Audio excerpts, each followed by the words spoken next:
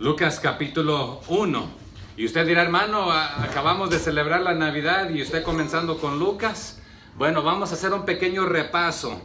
Mateo se dirigió a los judíos y a los religiosos. Marcos se dirigió a los romanos. Juan le escribió a todos por general. Y Lucas era un doctor, un médico griego. Y él amaba la cultura, al igual que todo griego, amaban la belleza, las ideas, los cánticos, pero eran muy preguntones. Y vamos a hablar de esto enseguida. Pero Lucas, inspirado por Dios, se esmeró para no solamente hablar a las mentes de estas personas, de los griegos, sino también a sus corazones. Pero usó ideas, usó entrevistas, usó cánticos. Y todo esto le intrigaba a la mente inquisitiva de los griegos. Así que vamos a ver aquí en capítulo 1 de Lucas algo muy similar que el doctor Lucas usa para escribir los Hechos de los Apóstoles. Entonces, las predicaciones antiguas en estos tiempos normalmente diría mi esposa que eran breves, no largas como las hacemos el día de hoy. Pero aquí acabamos de terminar del libro de Mateo. ¿Cómo se llamaba? El Sermón del Monte. Dijimos que si lo leíamos corridito, ¿cuántos minutos se nos llevaría para leerlo del capítulo 5 al 7?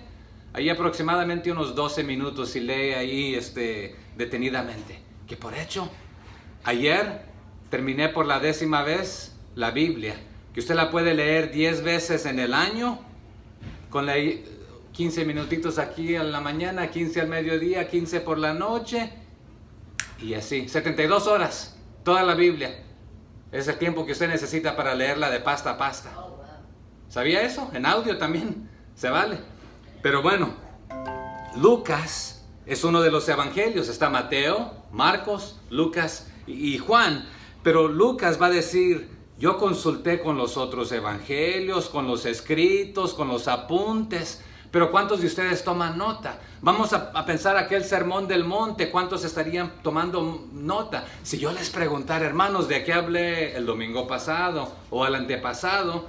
Uno que otro me diría una cosita y otra que otra. Entonces, de la misma manera, algunos podían recordar lo que dijo Jesús, lo que escucharon, lo que vieron, lo que experimentaron. Entonces, el doctor Lucas, claro, fue inspirado por Dios, pero él fue investigando, preguntando, oye, cuéntame tú cómo vistes esto, cuéntame el relato de esta situación, pero no son inventos, va a decir, son cosas ciertas, es la verdad, estamos fundados sobre algo que sucedió, pero los que lo contaron estaban presentes, fueron testigos oculares, ellos estuvieron presentes allí y también fueron ministros de la palabra, nos va a decir.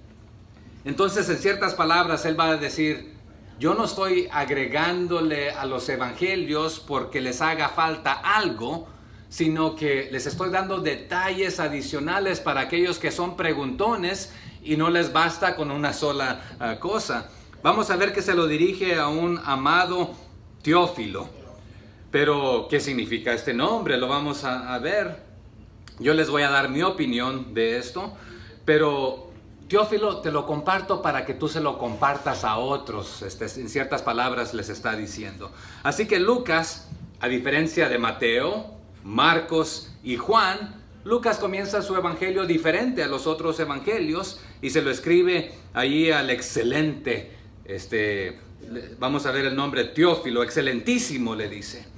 Entonces, también Lucas usa un estilo literario contemporáneo, lo usaban los greco-romanos, o sea que los que hablaban griego y estaban ahí mezclados con estos romanos. ¿Quiénes estaban en poder en este momento? Eran los romanos, ¿verdad? El griego se hablaba, pero en el idioma que lo voy a compartir, tú, Teófilo, lo puedes entender en la manera que te lo voy a compartir, pero no solamente tú, sino que todos lo van a poder entender. Pero esto es para aquellos griegos inquisitivos, preguntones, y se vale preguntar. Pero vamos a ver que no bastó Lucas. Vamos a ver en Hechos después que dice, Teófilo, en mi primer tratado, mi primer discurso, mi primer reporte que te di, aquí te van otras cosas para que te quede bien claramente en la mente, claro todo. Entonces dice, ya otros han escrito, Mateo, Marcos y Juan, pero también el Espíritu Santo me inspiró a mí para escribirles esto. Pero quiero que sepan que no solamente consulté lo ya escrito, sino los apuntes de otros, sus experiencias, sus testimonios, pero también fui dirigido por el Espíritu Santo. Entonces, este relato, Teófilo, te lo voy a compartir para que conozcas bien lo que es ser un discípulo de Jesús, pero para que tú lo enseñes a otros. Así que arranquemos con Lucas capítulo 1, verso 1. ¿Cómo dice? Puesto que ya muchos, o sea que Mateo, Marcos, Juan y muchos otros han tratado de poner en orden la historia de las cosas que entre nosotros han sido ciertísimas. Y no está diciendo que ellos fallaron en la manera de exponerlo, sino que yo estoy usando este estilo clásico de los historiadores grecorromanos, pero porque a ti, este es el ángulo que te va a hacer sentido a ti. Entonces Lucas nos va a narrar la historia de Jesús, pero nos va a dar una perspectiva, y quiero aclarar esto. Estos meses vamos a estar viendo cosas que solamente se encuentran en el libro de Lucas, que no las mencionan detalladamente de esta manera los otros evangelios. Entonces por eso él está proveyendo diferentes detalles, pero de aquellos testigos oculares que estuvieron con Jesús, Lucas no estuvo presente durante el ministerio de Jesús. Entonces él solamente de lo que ha oído y de los que, pero ha entrevistado a gente que estuvieron presentes, discípulos, y esto incluye a los apóstoles, a los discípulos que estaban sentados ahí en el monte del Sermón del Monte, y a muchos otros. Entonces, entrevistas, cantos y todo esto. Pero Lucas dice aquí la palabra ciertísimas. Hermanos, el cristianismo no es a creer a ciegas.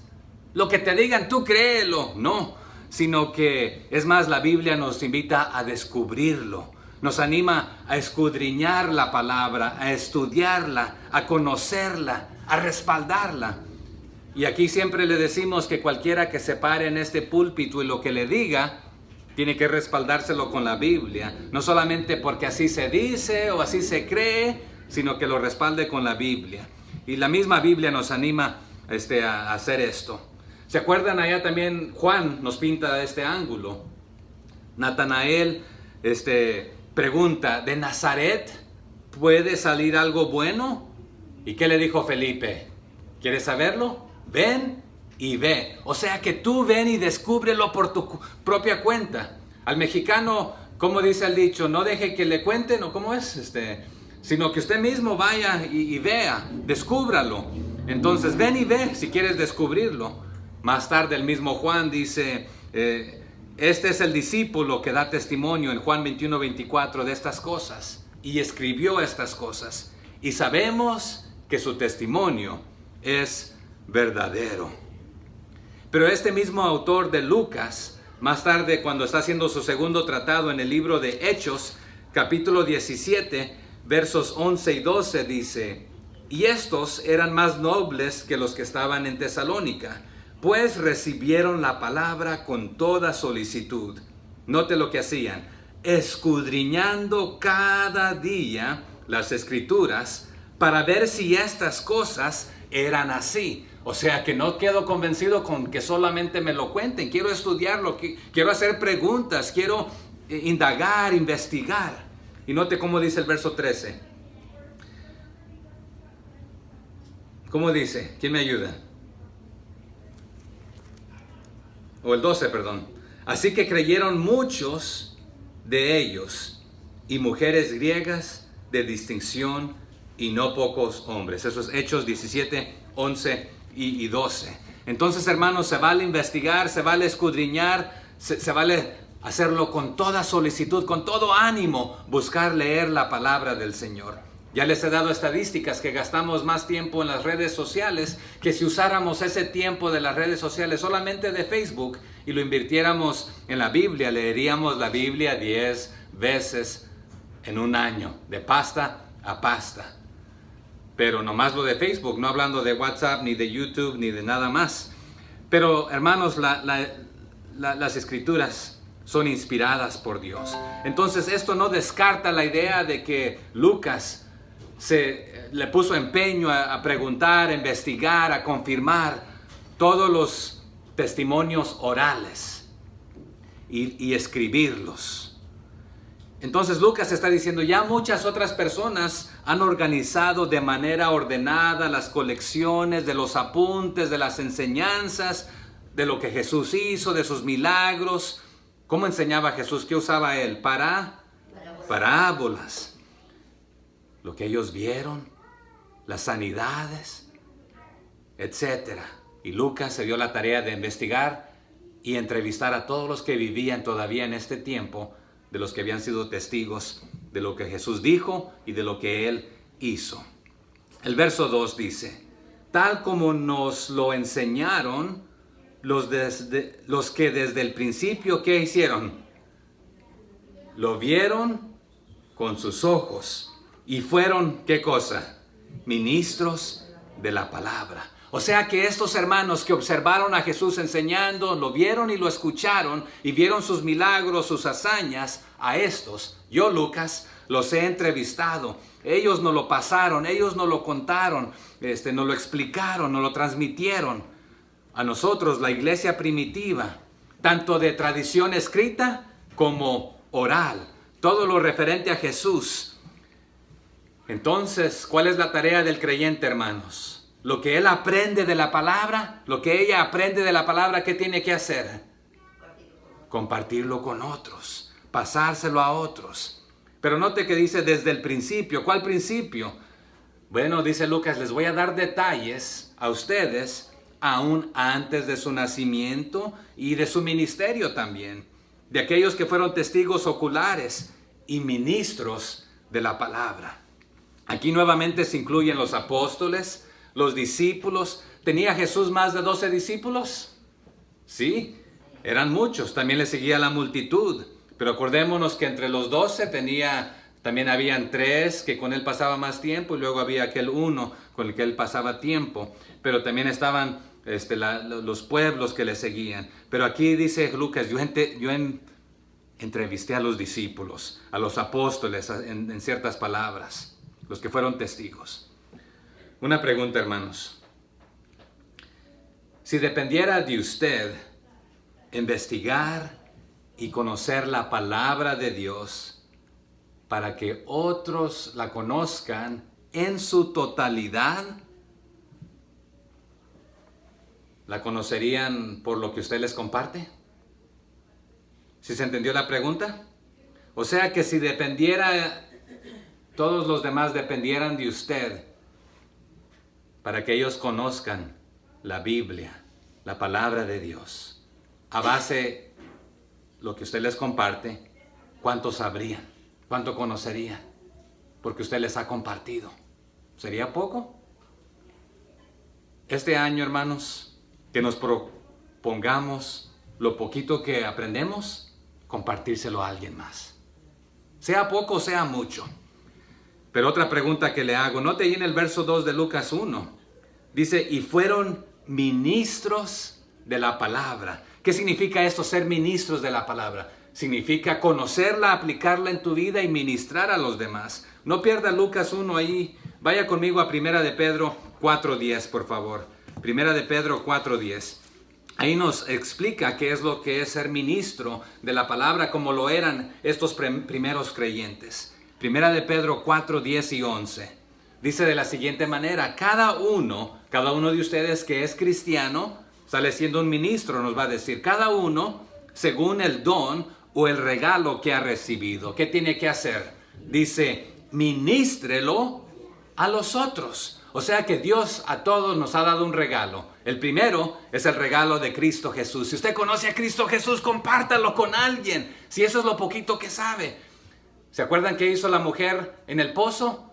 Al conocer que Jesús era el Mesías, ¿qué hizo? No le importó qué mal habían hablado de ella. Pegó carrera y se lo compartió a medio mundo. Entonces fue a testificar de Jesús. Si es profeta, pues me dijo todo lo que... Pero si ustedes quieren confirmarlo, vengan y vean. Ahí está la invitación también. Vengan y escudriñen, dense cuenta por sí mismos. Así que cada uno, según el don que ha recibido, ¿qué tiene que hacer? Ministrelo a los otros. ¿Cómo? Como buenos administradores de la multiforme gracia de Dios. O sea que la gracia de Dios se revela de diferentes maneras. A esta persona Dios lo ha dotado para poder ministrar a través del canto, a esta persona a través de la palabra, a esta persona a través de la ayuda, a través de la oración, etc. Porque note lo que nos va a decir. Si alguno habla, a ver, una pregunta, ¿cuántos hablan? Porque vamos a ver de uno que quedó mudo porque no creyó. Aquí en este pasaje que vamos a ver de Lucas. Si alguno hable lo que se saca de la manga, dice. Lo que usted se invente ahí en el momento. Si alguno habla, hable conforme a ¿qué? A las palabras de Dios. O sea que, y si no conoce la palabra de Dios, si no la estudia, si no la escudriña, ¿cómo la vas a ver con exactitud para poder compartirla? Entonces, si alguno habla conforme a las palabras de Dios. Si alguno ministre conforme al poder que Dios da, para que en todo sea Dios glorificado por Jesucristo. No para que usted sea exaltado y ensalzado, sino que Jesucristo, que Dios sea glorificado por Jesucristo, a quien pertenecen la gloria y el imperio por los siglos de los siglos. Amén. Entonces, ¿cuántos somos ministros? Todos. Usted ministre a los demás, sirva a los demás por medio de usar los dones que Dios le ha dado. Y si no sabe cuáles son sus dones, veamos toda la lista de los dones. Le puedo dar la lista después si usted desea. Y pruébelos todos. Es más, nos dice Pablo, nos invita, busquemos los mejores. ¿Cuáles son los mejores? De servir a los demás para que la iglesia crezca, para el crecimiento de la iglesia. Verso 3 de Lucas estamos. Entonces continúa Lucas diciendo en el 1:3, me ha parecido también a mí, al igual que a los otros que ya escribieron, después de haber investigado, ¿cómo? Con diligencia. ¿Para lo que tuve tiempo? No, todas las cosas desde su origen. Y con este motivo escribírtelas por orden, oh excelentísimo Teófilo. Entonces, ¿cómo investigó? Con diligencia, cuidadosamente haciendo este trabajo de investigar todos los hechos, los acontecimientos, los apuntes que por ahí encontró de algunos testigos. Yo tomé nota de este sermón. Y ese era el estilo. Vemos el Sermón del Monte, parece que es un sermón chiquito, pero está sintetizado, un resumen de los diferentes aspectos, y siempre llevaba algo de aplicación también. Pero ¿qué significa esto de escribírtelas por orden? Dice.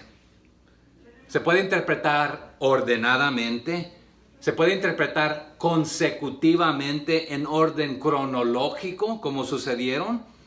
También se puede interpretar que te las voy a poner en una organización temática de temas que tú puedas entender con más facilidad este material. También se puede interpretar que es un orden lógico, que tiene más sentido para poder transmitirlo y aprenderlo, para aprenderlo y poder compartirlo. Entonces, por ejemplo, a veces yo les doy, hermanos, el Señor opera de ciertas maneras y Él trabaja y todo cabe en estas tres P's, les digo a veces, ¿verdad? Entonces no está exactamente así, pero uso palabras para poder que se nos quede. Entonces, ¿a quién se le quedó esas tres P's? Hay cosas que Dios permite, practica y promueve. Por ahí uno que otro se le recuerda. Entonces quizás pueda significar esto que Lucas está diciendo, te lo estoy ordenando de esta manera lógica, que tenga sentido. O simplemente puede decir, te lo estoy relatando sencilla y detalladamente al excelentísimo Teófilo, estos sucesos para que tú los puedas transmitir. Yo lo interpreto que te estoy dando estos detalles adicionales, porque lo que vamos a estar viendo que solo Lucas comparte estos, que no a los demás adicional a lo que Mateo, Marcos y Juan vieron. Por ejemplo, solamente Lucas habla de el acontecimiento de Elizabeth, que vamos a estar viendo aquí. Pero Teófilo, ¿quién era Teófilo? Es a quien está dedicada esta carta o este evangelio. Y también el libro de los Hechos, ya mencionamos. Pero, ¿cuál era el propósito de Lucas escribirle esto a Teófilo? Ya lo mencioné. Y era el propósito, ¿cuál? De que Teófilo lo entendiera, pero nomás para decir, ya lo entiendo y ya lo comprendo completamente, sino para poder compartirlo a los demás. ¿Cuál es la tarea del discípulo hoy, hermanos? Entenderlo para poder compartirlo. ¿Qué nos dijo Jesús en Mateo? Uno de nuestros versos lemas. Por tanto, a todas las naciones. ¿Y qué tenemos que hacer? Enseñarles, ¿verdad? Bautizarles, enseñarles a que guarden todas las cosas que Él nos ha mandado, ¿verdad? Entonces, ¿qué significa el nombre Teófilo? Puede traducirse más noble, pero también se puede traducir que simplemente se usa excelentísimo como una persona noble que tenía un rango, una posición alta, elevada. Pero el mismo Lucas lo usa 3 veces adicionales aparte para Teófilo. Lo usa para Félix y para Festo. Les dice excelentísimo Félix, excelentísimo Festo, allá en el libro de Hechos 23, 26 y 24 y en el capítulo 26. Pero no sabemos realmente quién era Teófilo.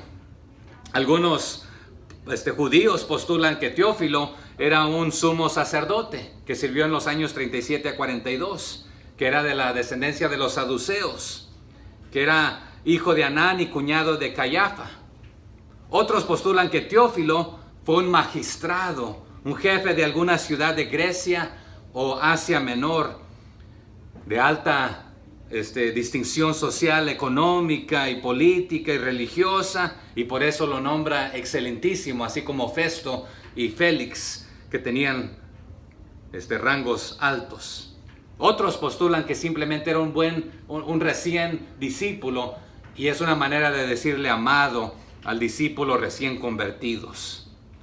Otro grupo postula que Teófilo fue el jefe de Lucas, el patrón, el jefe de Lucas, y que él fue el que le ayudó a financiar estos estudios, pero que fue inspirado por el Espíritu Santo, y esto le permitió a Teófilo escribir el Evangelio según San Lucas. Otros aún dicen que Teófilo fue un romano conocido de Lucas que se interesaba en conocer el Evangelio, el cristianismo, y por eso le dedica el Evangelio a Teófilo. ¿Pero qué significa el nombre Teófilo? Amigo o amado de Dios. Excelentísimo, también va combinado con lo otro. Amigo y amado de Dios. Si no era un ser existente en específico, se puede traducir de esta manera también. Amigo y amado de Dios. Te escribo esto para que lo conozcas bien y que lo compartas con alguien más. Pero otros de los escritores les dice hijitos amados. Entonces también se puede utilizar como un título. Pero sea quien sea, aún para nosotros es conocer la palabra de Dios bien para poder compartirla con otros creyentes. Entonces, pero si esta era la manera de Lucas escribirle a las personas con respeto, pues se lo escribió a Teófilo, le llamó así a Félix y a Festo. Pero les dice desde el principio, quiero aprovechar mi estudio de medicina, porque el doctor hacía preguntas, investigaba cuáles eran los mejores medicamentos para esto y para lo otro, pero lo más probable que Lucas viaja con el apóstol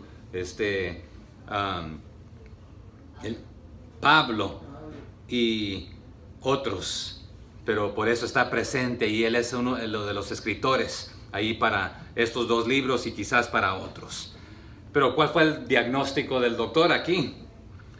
Prácticamente para que conozcas que el Evangelio de Jesucristo y que Jesús es una persona real que vivió, vino, murió, resucitó, dio su vida por ti, cree en Él, y si estás creyendo en Él, estás bien fundado. Comparte esto con otros. Una pregunta adicional aquí. ¿En quién está invirtiendo usted tiempo para que conozcan la palabra de Dios con exactitud y vengan a los pies de Jesucristo? Espero que este año usted le ore al Señor y le diga: Señor, póngame a una persona en mi camino para poder testificarle y hablarle de Jesucristo y compartirle la palabra de Dios. Verso 4 de Lucas 1. Porque aquí nos dice: para que conozcas bien, ¿qué cosa? La verdad. ¿De qué cosas? De las cosas en las cuales has sido instruido. O sea que ya sabes de esto, pero quiero aclararte o darte algunos detalles adicionales y conozcas la verdad precisa de lo que ya se te enseñó.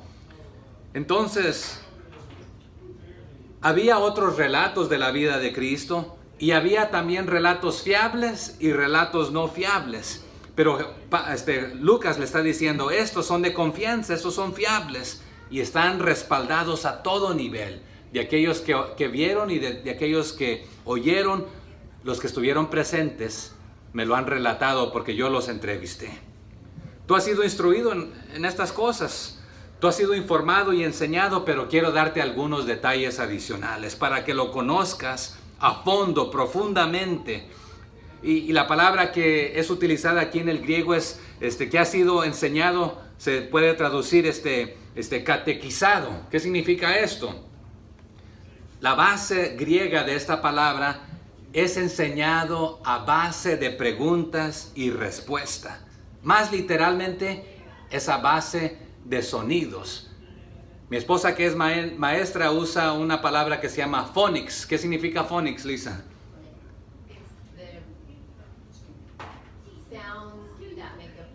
Los sonidos que crean palabras, y es el conocimiento de los sonidos. Entonces, si usted no puede descifrar los sonidos, no va a saber qué es lo que dice.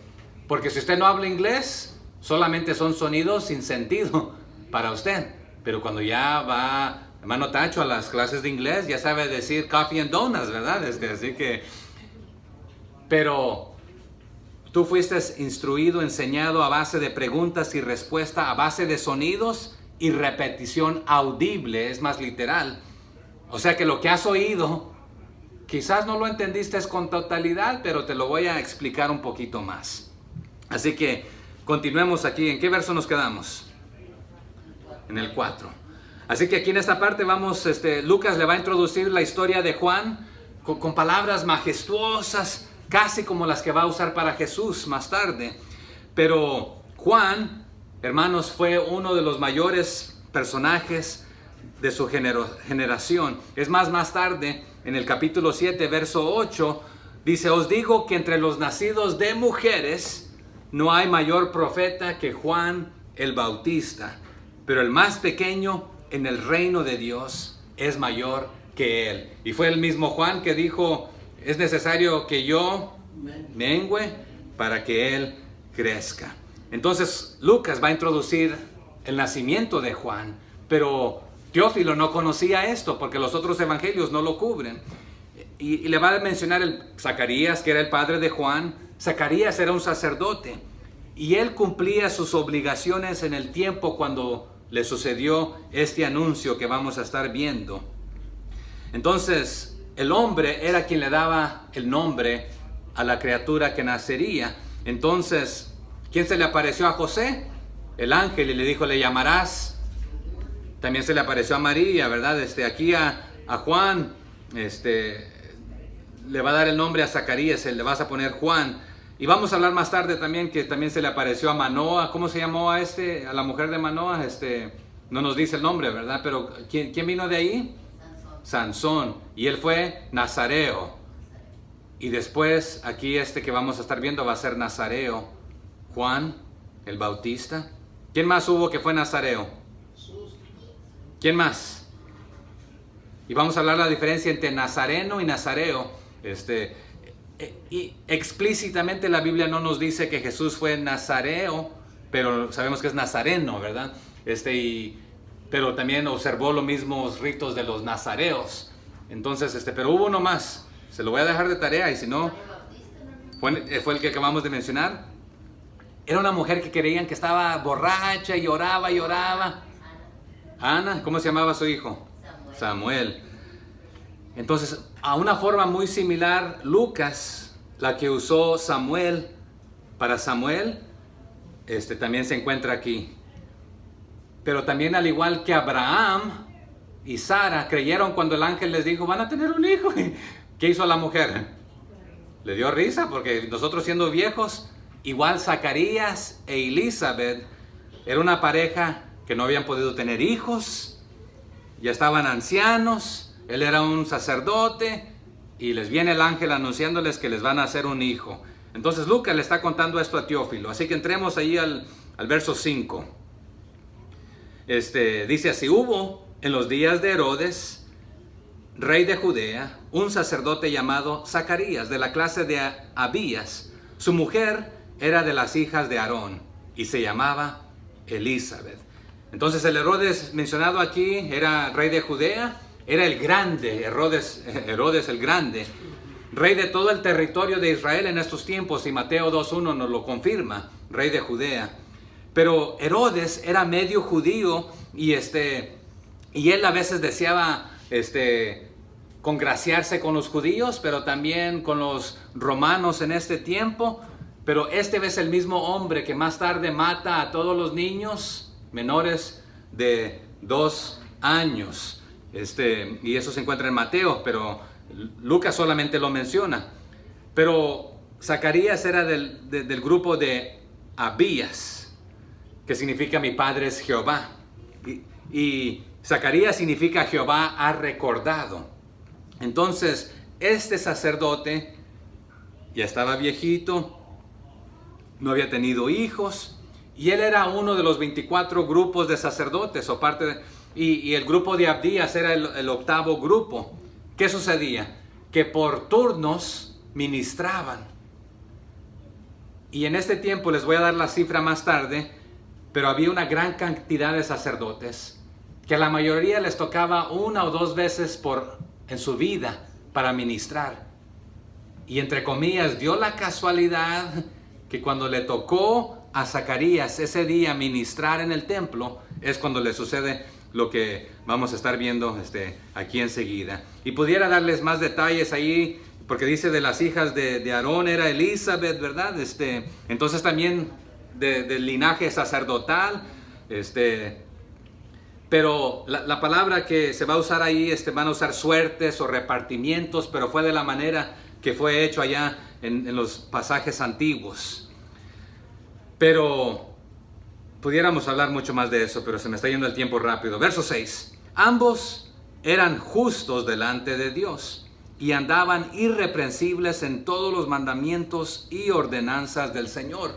Pero Lucas se toma el tiempo para decirle a Teófilo que eran justos delante de Dios, porque se creía en estos tiempos que una mujer que no podía tener hijos, que estaba bajo maldición, viviendo en desobediencia y pecado, etc.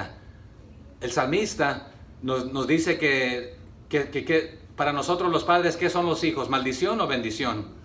Bendición. Entonces, de la misma manera lo miraban que era maldición si no tenías hijos. Pero por eso le recalca aquí Lucas a Teófilo que eran ambos, Elizabeth y Zacarías, y por eso le dan la descendencia y de dónde provienen, y eran justos delante de Dios y eran irreprensibles. O sea que obedecían a Dios en todo, sus mandamientos y ordenanzas, los estatutos. Entonces vivían moralmente en obediencia, estaban llenando los requisitos del sacerdocio, etcétera. Pero no era por este motivo. Eran justos delante de Dios, rectamente. Pero la esterilidad, ¿fue la única que era estéril? No. Vimos en Génesis, en otros aspectos también otros. Es más, el mismo ángel que vamos a ver más tarde le anunció a otros diferentes cosas. Verso 7.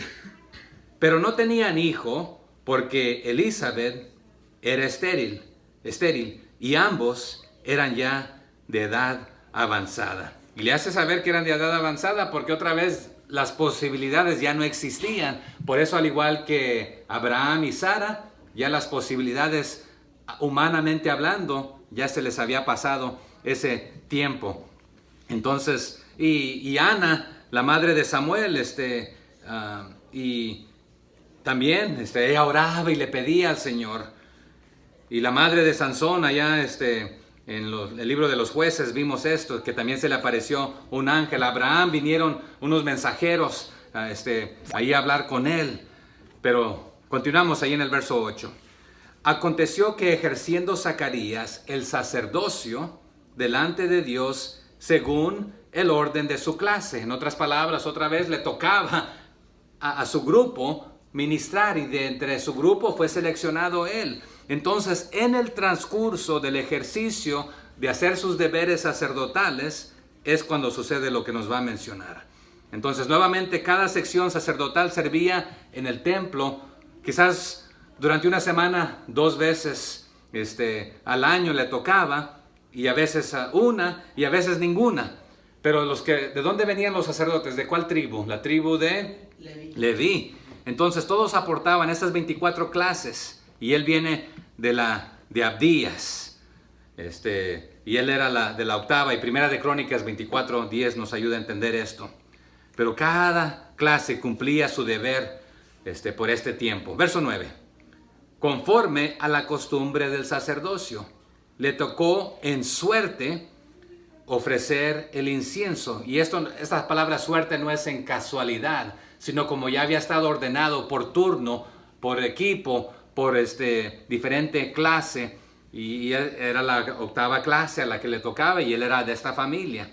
Ofrecer el incienso entrando en el santuario del Señor. Entonces la palabra suerte o sorteo fue lo que se había hecho ya anteriormente. Una persona, un sacerdote, entraba a oficiar el rito. ¿Y qué sucedía si el sacerdote caía muerto? Era un pecado. Había pecado algo, y pues ahí la gente se espantaba. Y vamos a ver que Zacarías no cae muerto, pero ellos, normalmente la congregación estaba en expectativa que el sacerdote, número 6, 24 al 26, se le conoce como la bendición sacerdotal, y esperaban que el sacerdote saliera afuera y dijera: que el Señor te bendiga y te guarde, que haga resplandecer sobre ti tu rostro, etc. ¿Conocemos esa? Pero este hombre va a salir mudo. No nos dijo nada, pero no cayó muerto. Entonces, ¿qué pasaría? Se van a preguntar. Pero este sacerdote quemaba el incienso por la mañana y por la tarde en el altar que estaba delante del lugar santísimo. Éxodo nos ayuda a entender esto, y Primera de Reyes también. Pero la presencia de la multitud del pueblo que vamos a ver que está aquí nos da a entender que era la hora de la tarde. Hechos 3:1, Lucas también menciona las horas de oración o de estar en este aspecto. Pero en este tiempo había más de 18,000 sacerdotes, así que por lo general, otra vez, les tocaba una oportunidad porque había suficientes, gracias a Dios, en este tiempo. ¿Se acuerdan que hubieron tiempos que no había, que no se encontraba y tenían que santificarse para poder hacerlo?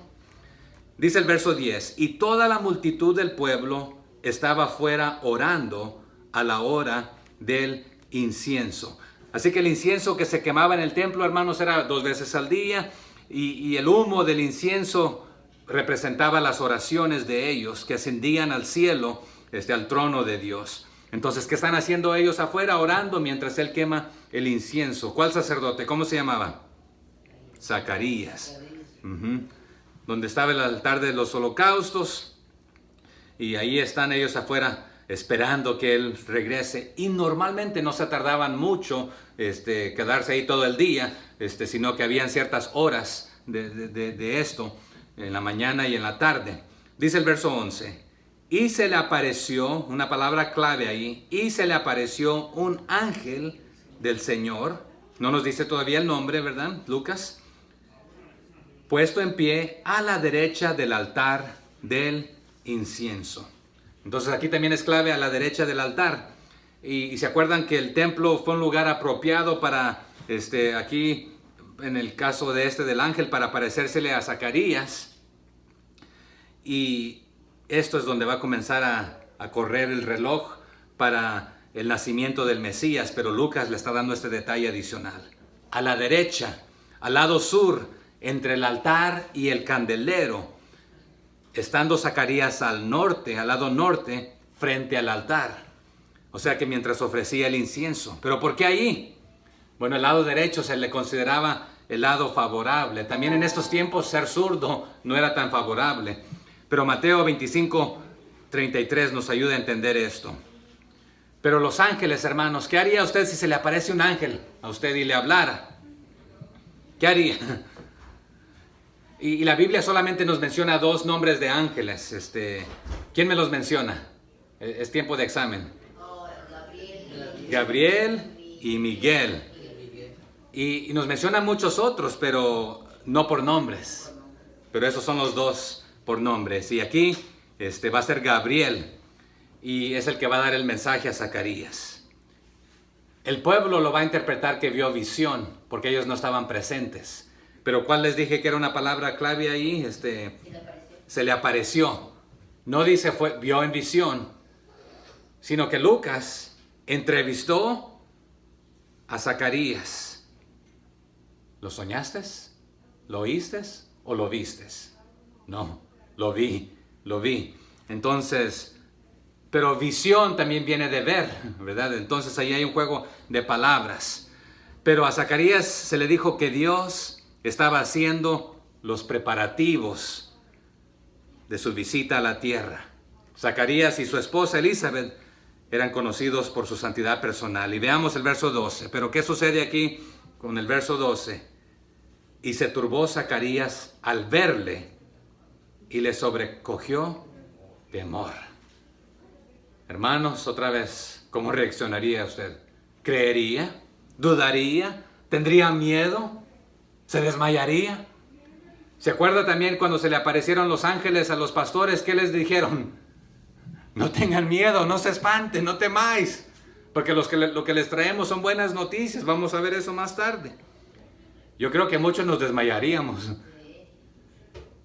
¡No te espantes! ¿Y quién no se va a espantar si nos hablan así, verdad? Bueno, no, quizás no fue así. Pero note el verso 13. Pero el ángel le dijo, Zacarías, no te espantes, ¿verdad? No temas, no tengas miedo, porque tenía miedo.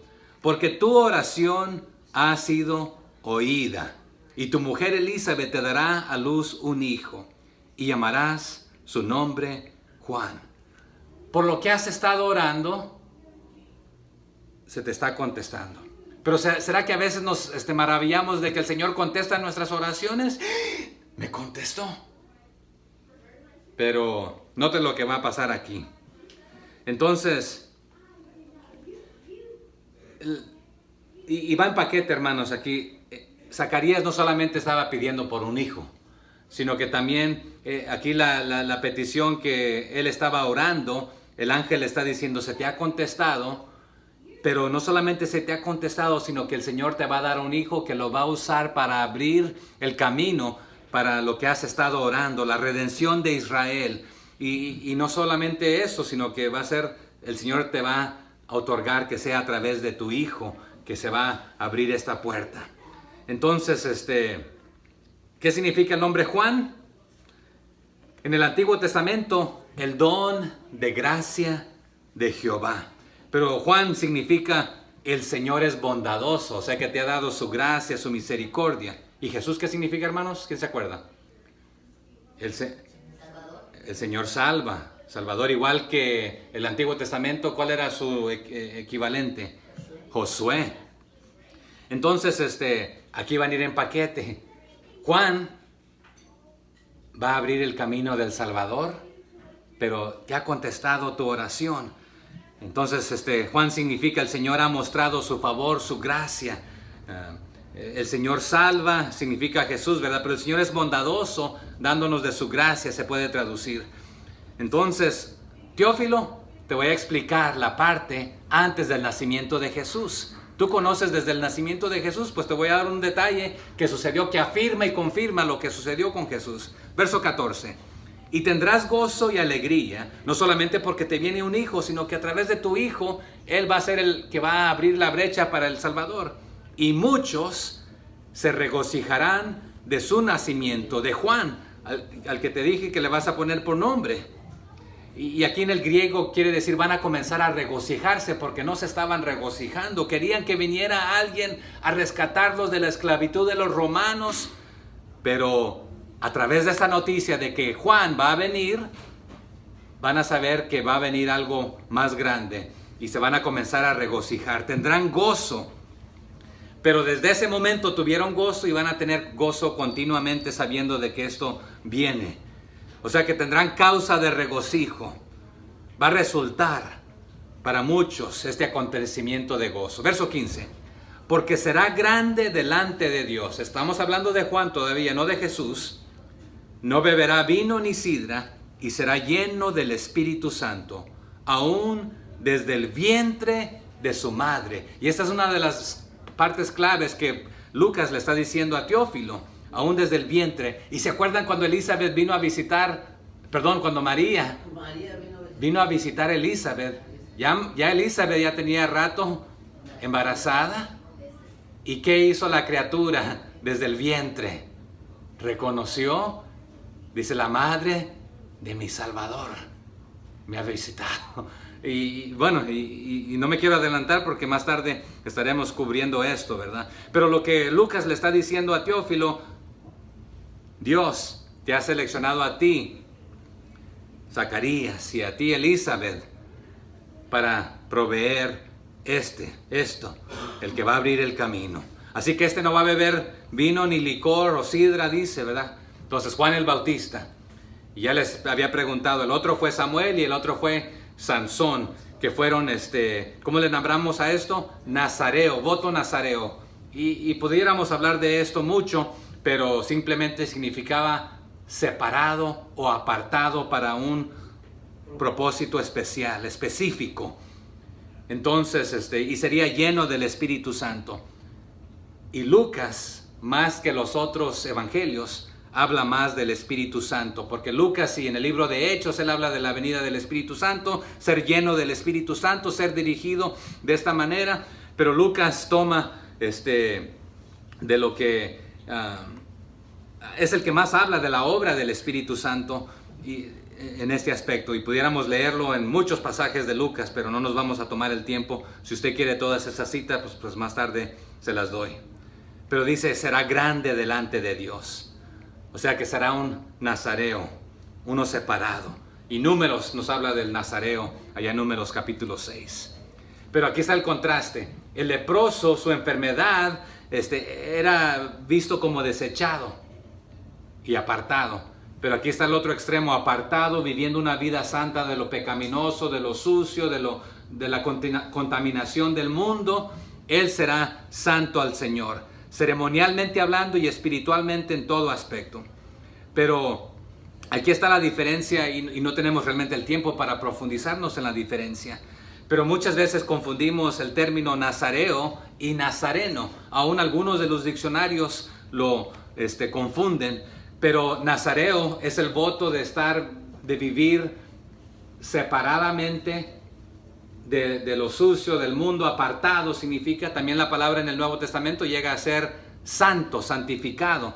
Pero nazareno significa que Jesús era de Nazaret, proveniente de Nazaret. Entonces Jesús nazareno, pero Jesús vivió una vida santa, perfecta, pero diríamos, hermano, ¿acaso no lo encontramos en las bodas de Caná? Y algunos lo acusaron de ser borracho y glotón porque se juntaba con... Bueno, son las acusaciones. La Biblia no nos dice explícitamente, pero bueno, en la cena del Señor tomó el vino, nos dice, ¿verdad? Y de la copa y del pan. Entonces algunos pintan al Señor Jesús con el pelo largo porque una de las cosas del nazareo que tenía que hacer, no tenía que pasar navaja, ¿verdad? Pero no nos dice explícitamente la Biblia en este aspecto. Pero conforme cuando lo llevaron a los ritos, Jesús cumplió con los diferentes ritos del Antiguo Testamento cuando su madre y su padre lo llevaron a los diferentes lugares. Pero otra vez no quería tardarme mucho ahí. Pero esta es la primera mención de Lucas del Espíritu Santo y es el que más lo va a mencionar. Verso 16. Y hará Juan que muchos de los hijos de Israel se conviertan al Señor Dios de ellos. Y aquí la palabra hará significa que Él va a preparar el camino. Que se conviertan. ¿Y sabe qué sucedió? Juan comenzó a tener algunos de sus discípulos. ¿Y qué sucedió? Cuando, ¿qué le hacen a Juan? Cuando ya es viejo, ya es grande, y lo decapitan. Y los discípulos de Juan, algunos de ellos se convierten en discípulos de Jesús. Entonces quiere decir que él ya los había encaminado hacia Jesús. Entonces, es más, nomás una cita vamos a ver, hay muchas, pero Juan 1:40, Lucas no nos lo menciona, nomás hace esta mención. Lucas 1:40 al 42, note lo que dice 1:40 al 42. Andrés, hermano de Simón Pedro, era uno de los que habían oído a Juan y habían seguido a Jesús. Halló primero a su hermano Simón y le dijo: hemos hallado al Mesías, que traducido es el Cristo. O sea que del que nos ha hablado Juan, ¡wow! Pudimos presenciarlo con nuestros propios ojos. Ven, y si continuáramos leyendo ahí, nos habla de esto. Entonces, Simón era uno de ellos que vino, y Andrés también ahí que siguieron a Juan, y Pedro también, que se llamaba Cefas, ¿verdad? Que ahora, ¿qué quiere decir? Piedra, le cambió el nombre, ¿verdad? Pero bueno, regresando a Lucas 1:17, ¿qué dice? E irá delante de él con el espíritu, segunda mención de espíritu, y el poder de Elías, para hacer volver los corazones de los padres a los hijos, y de los rebeldes a la prudencia de los justos. ¿Para qué cosa? Para preparar al Señor un pueblo bien dispuesto. Y aquí se está cumpliendo algo que dijo en Malaquías 4, 5 y 6. Si usted lo quiere leer, no pierda ahí, regrese unas páginas hacia atrás. Malaquías 4, 5 al 6. Dice así. ¿Ya lo encontró? ¿O su Biblia no lo tiene?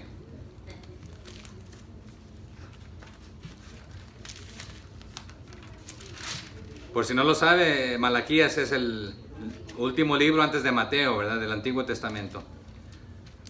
Y es el último capítulo.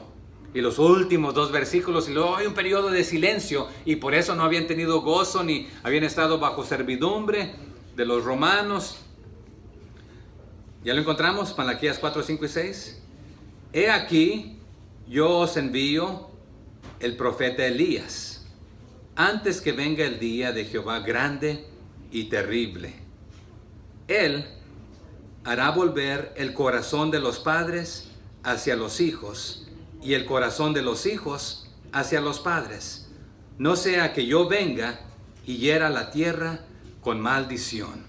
Entonces Malaquías está enfatizando el papel profético de Juan el Bautista, que vendrá, no de Jesús, aquí es de Juan, que va a preparar el camino, y le va a preparar un pueblo, nos dice Lucas ahí, y pueblos es la palabra griega laos, y es uno de los términos favoritos también de Lucas, y lo usa 35 veces, siempre en referencia al pueblo de Dios.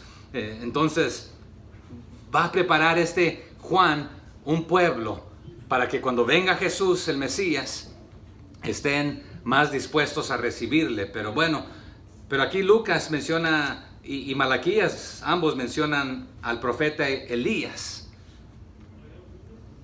¿Lo notaron? Que en los 2 versículos lo encontramos. ¿Y qué significa Elías? Mi Dios es Jehová, o Jehová es Dios. Entonces Juan servirá como instrumento para apuntar al pueblo de regreso al Señor. Así como Elías lo hizo en el Antiguo Testamento, Juan el Bautista será el que va a apuntar a la gente. Pero sabe que ni Juan ni Elías lo hicieron completamente en el sentido de apuntar al todo el pueblo, sino preparar sus corazones, y algunos sí creyeron y estuvieron dispuestos y listos para recibirles. Entonces sí tuvieron éxito, pero fue parcial. Pero Juan había de ir como mensajero para anunciar su llegada del Mesías. ¿Y se acuerdan cuando Juan está viendo a Jesús y qué dijo? He aquí el Cordero de Dios, que quita el pecado del mundo, ¿verdad? Pero pudiéramos hablar, hermanos, de la parte que habla ahí de Lucas, de regresar los padres a los hijos o viceversa. ¿Cómo lo dice ahí?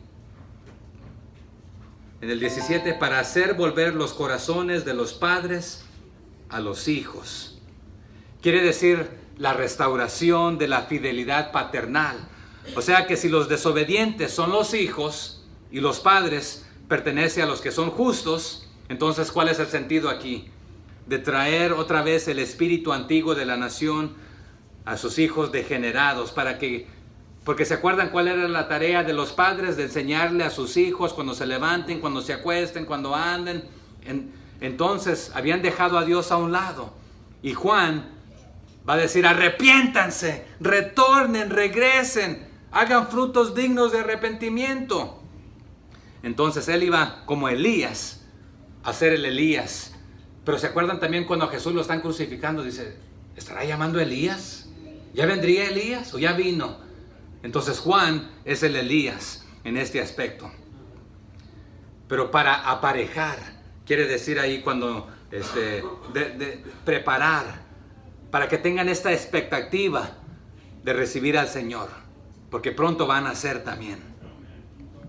Entonces el papel de Juan iba a ser muy importante, pero otra vez casi similar al del Antiguo Testamento de Elías. Verso 18, y solamente vamos a llegar hasta el verso 25 el día de hoy. 18 dice: dijo Zacarías al ángel: ¿en qué conoceré esto? Porque yo soy viejo y mi mujer es de edad avanzada. Muy respetuoso Zacarías, no le quiso decir vieja a ella, ¿verdad? Pero a él dice: yo soy viejo. Y no quiso decir mi vieja es vieja, sino que es de edad avanzada. Pero se acuerdan que también Abraham tenía ¿cuántos ya? Cachichén, ¿verdad? Entonces, ya a esta edad no es de tener hijos. ¿De qué manera? Está preguntando. ¿Por qué medio? ¿Cómo podré saber esto? O sea que estoy dudoso aquí que lo que me estás diciendo, ángel. Quiero que me des una prueba, porque no te creo. Porque para mí y para mi mujer ya no es posible. Y otra vez hubieron esas actitudes anteriormente. ¿En qué conoceré? ¿En qué sabré?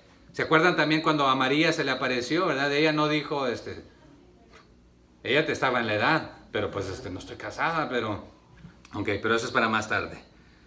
Pero a Zacarías, cuando se le dijo que iba a tener hijos, dudó. Por él y por su esposa, ¿verdad? Pero otra vez, hermanos, si el Señor nos promete algo, ¿dudamos nosotros? A veces dudamos. Pero quiero aclarar algo. No dude cuando el Señor le ha prometido algo que Él lo va a cumplir. Pero también asegúrese que lo que usted dice que es promesa de Dios, o que alguien le dijo que era promesa de Dios, asegúrese que es promesa de Dios y no algo que alguien se sacó de la manga o que le inventó y le dijo para que se escuchara bonito. No le pongamos palabras a Dios que Él no nos ha prometido. Hay mandamientos con promesa. ¿Cuál es ese, por ejemplo? ¿Cuál es el primer mandamiento con promesa? Honra a tu padre y a tu madre, que es el primer mandamiento con promesa. Pero hermanos, hay otras cosas que tenemos que obedecer, pero no nos garantiza que el Señor nos va a dar larga vida o buena vida, porque Pablo ya nos dice después: yo he aprendido a sufrirle, a tener todo de esto. Entonces no es garantía que al cristiano le va a ir bien por obedecerle al Señor. Jesús dijo: a mí todos me hicieron esto, a ustedes también le pueden hacer todo esto. Dichosos, felices sean. Pero no dudemos cuando el Señor promete algo. Verso 19. Respondiendo el ángel le dijo: yo soy Gabriel, que estoy delante de Dios, y he sido enviado a hablarte y darte estas buenas nuevas. Y aquí por primera vez las palabras buenas nuevas en el Evangelio de Lucas, que traducido es Evangelio, buenas noticias. Te tengo, que de aquí comienza lo siguiente. Y Gabriel, los teólogos tienen variaciones en su significado. Algunos lo traducen que Dios es mi guerrero, otros lo traducen que hombre de Dios o varón de Dios.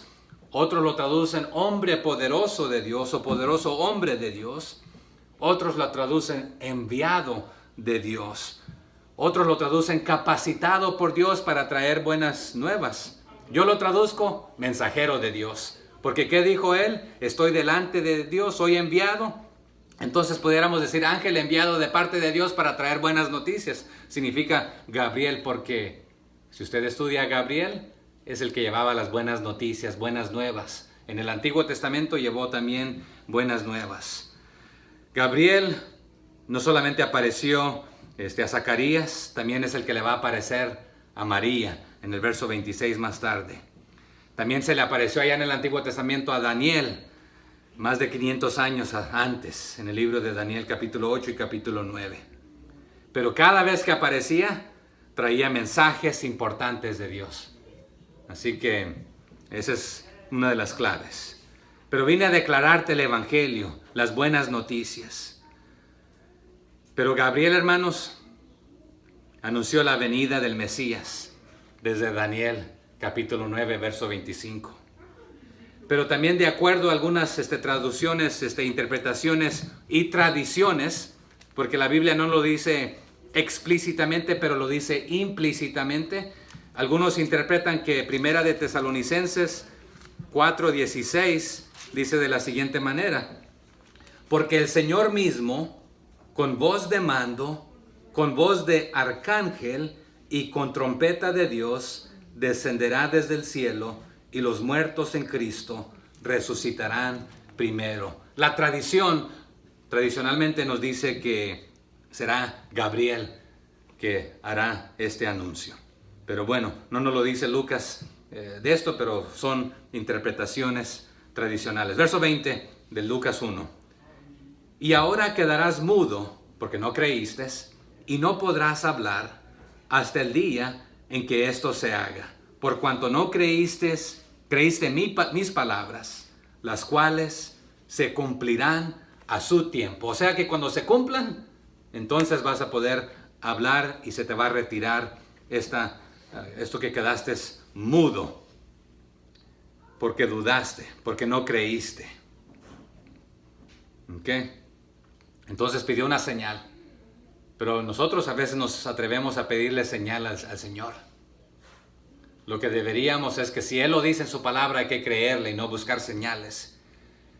Pero muchos sacan esto de contexto y le piden señales al Señor para esto y para lo otro. Bueno, Gedeón lo hizo y el Señor le contestó, pero ¿cómo lo podemos hacer nosotros? No tenemos el tiempo para desempaquetar esto en este momento. Pero lo que Dios promete, hermanos, Él lo cumple y lo entrega a tiempo. No llega antes ni después, sino a tiempo. Y usted puede estar seguro, pero asegúrese que si alguien le dijo que Dios le prometió esto, es palabra de hombre, porque el Señor, lo que ya nos prometió está en su palabra. Lo demás son deseos, ¿sí? Órale al Señor que te dé los deseos, los anhelos de tu corazón, pero pudiéramos hablar más de eso, pero no tengo el tiempo. Verso 21. Y el pueblo estaba esperando a Zacarías, y se extrañaba de que él se demorase en el santuario, porque otra vez ya había una rutina, eran ritos, ya sabían que entraba el sacerdote, quemaba su incienso, ellos oraban, se pasaba cierto tiempo, salía, los bendecía, que el Señor te bendiga, te guarde, te prospere, que haga resplandecer su rostro sobre ti, que te guarde, te bendiga, etc. Pero oye, ¿estará muerto? No ha salido, ¿estará bien?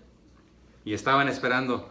Y nuevamente la bendición sacerdotal se encuentra en número 6 del 23 en adelante. 24 y 26 están por ahí. Pero se demoraba, no era el hábito quedarse largamente ahí. Entonces caería muerto, ¿qué le pasaría? Verso 22. Pero cuando salió, no les podía hablar. Y comprendieron que había visto visión en el santuario. Él les hablaba por señas y permaneció mudo. Y aquí la palabra comprendieron, o sea, se dieron cuenta, percibieron, dedujeron ellos. Primero quizás dedujeron que estaba muerto porque no había salido. Pero la única otra opción, bueno, salió vivo, pero no habla, no nos ha bendecido. Pues vio visión. Cuando salió del templo en silencio, porque estaba usando gestos. Verso 23. Pero quiero recalcarles otra vez que aunque ellos dedujeron que fue visión, ya Lucas nos dijo que en el 11 y se le apareció un ángel. No nos dijo y fue en visión que vio un ángel, ¿verdad? Entonces, y cumplidos los días, verso 23, de su ministerio, se fue a su casa. Entonces simplemente le tocó una o dos veces sus 2 días en esa semana. Quizás le tocó la semana completa. No nos dice de su servicio público. Y la palabra ahí, servicio público, de hacer sus liturgias o liturgias, es la palabra griega, su servicio sagrado como sacerdote. Y él residía en otro pueblo, en las montañas de Judea, porque más tarde lo veremos ahí en este capítulo, no hoy, el próximo domingo, o en los siguientes versículos. Verso 24. Después de aquellos días concibió su mujer Elizabeth y se recluyó en casa por 5 meses, diciendo, y la que se recluyó fue Elizabeth. Pero nuevamente Lucas es el único que nos cuenta este detalle. Pero ¿quién fue la primera persona en enterarse que ya estaba embarazada Elizabeth y que ya venía la criatura y que ya había pasado cierto tiempo? Fue María. Y ella también llega ya encinta. Verso 25. Así ha hecho conmigo el Señor en los días en que se dignó quitar mi afrenta entre los hombres. Y la afrenta otra vez era de que se consideraba que las mujeres estériles estaban maldecidas por Dios. Pero la reclusión esta fue voluntaria por 5 meses, no era obligatoria también en parte porque se sentía ya viejita y no tenía las energías para andar pero hay diferentes motivos que pudiésemos hablar. Pero así ha hecho conmigo el Señor en los días en que se indignó quitar mi afrenta entre los hombres. Entonces la desaprobación fue quitada, el desprecio fue quitado, pero el Señor le plació en ese día, en esa hora que le tocaba a Zacarías revelarle esto a través del mensaje de Gabriel, que vendría un hijo que abría el camino. Y vamos a hablar de esto el próximo domingo. Padre, gracias por su palabra. Gracias que podemos escudriñarla, estudiarla, conocerla, aplicarla y que es fiable. Gracias porque también Pablo le dice a Timoteo que toda la escritura es inspirada por Dios y es útil no solamente para enseñar, sino que también para corregir, para instruir y para diferentes cosas, pero últimamente para prepararnos, para ser completos, enteros, cabales, y para poder ministrar a otros y hacer lo mismo, lo que nos dice Mateo, haciendo discípulos. Ayúdanos, Señor, a conocerla y a escudriñarla. Gracias porque Lucas se tomó el tiempo para escudriñar y estudiar y prepararse, inspirado por usted, pero haciendo esas entrevistas para que Teófilo pudiera conocer y entender lo que es un discípulo de Jesús. Ayúdenos también a estudiar esto para ser verdaderos discípulos y a ser discípulos, Señor. Gracias por Camino de Vida. Pido bendición sobre cada uno de sus vidas, de nuestras vidas, y nos use grandemente para apuntar a otros hacia Jesucristo, llevándoles el Evangelio, las buenas nuevas, siendo esos mensajeros hoy en día, así como el ángel trayendo estas buenas nuevas. Ahora nos concierne a nosotros llevar las buenas nuevas de que Jesucristo es real y de que Él salva, que Él murió, vivió una vida perfecta, murió y resucitó, y que viene nuevamente, Señor. Que hagamos nuestra parte, Señor. En el nombre de Cristo Jesús. Amén.